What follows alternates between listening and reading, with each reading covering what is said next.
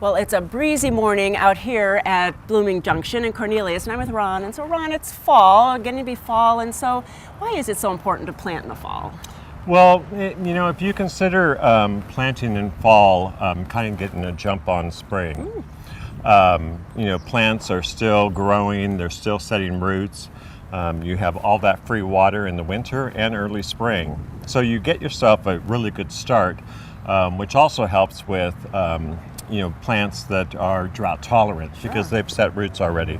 You're not constantly fighting the warm spring and summer planting problems that you usually have. Where you're out there trying to keep that plant going. Right. So you really get quite a jump on it, and you'll see your plant actually double in size compared to the one you would plant in spring. Oh, that is a good idea. So good tip from Ron here. And really going to a garden center this time of year, there's still beautiful plants and showing fall interest, which sometimes we're missing in our gardens. So tell us about this lovely collection. Yeah, now's a good time. Things are just starting to take on kind of their fall appearance. Starting over from our right side here, we have the barberry Sun Joy Gold. This is a columnar plant. It's beautiful right now. So bright. But in fall and early winter, it's going to take on a very red color. Oh, nice. So you got that double duty. Do I want red? Do I want gold? chartreuse? Right. You get them both. And then hydrangeas. This one still has beautiful flowers on it. Yeah, and this is a preciosa, and this one here is beautiful on its own with the flowers that it has. These are a little bit past their prime. Still pretty. But the foliage takes on just Nice. a beautiful color in fall. Pretty stems too. Right. And then sedums are really coming into their own, the tall sedums. Right, the tall sedums right now are great. They're all budded up. This one's Elsie's Gold. It's going to get really nice dark pink flowers over it. Great for late season forage for bumblebees. Nice. Oh, very nice. And then I love these two together. So what are these two? This is the Solidago Little Lemon. This one's just starting to bloom. This is a wonderful foundation plant. Nice. Great color, that sulfur yellow. And this beautiful blue one, what is that? This is a plumbago, Pretty. a hardy plumbago. In addition to the beautiful cobalt blue flowers, this turns a very bronzy color. Very nice. In the fall. I like these two together with that contrast. That's very nice. Yeah. And then ornamental grasses, excuse me, are really coming into their own. Exactly. They're all starting to get the nice color and their heads on them.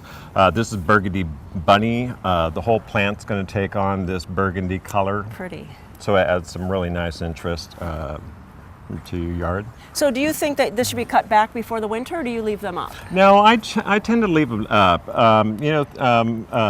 Grasses with seed heads do provide a little bit of forage for animals. Oh, that's true too. Yep. Yeah, and I tell you, some of the nicest grasses I've seen are ones with frost on them. Oh, that is pretty. Spider webs, that morning dew. Very nice. I tend to leave them up. All right.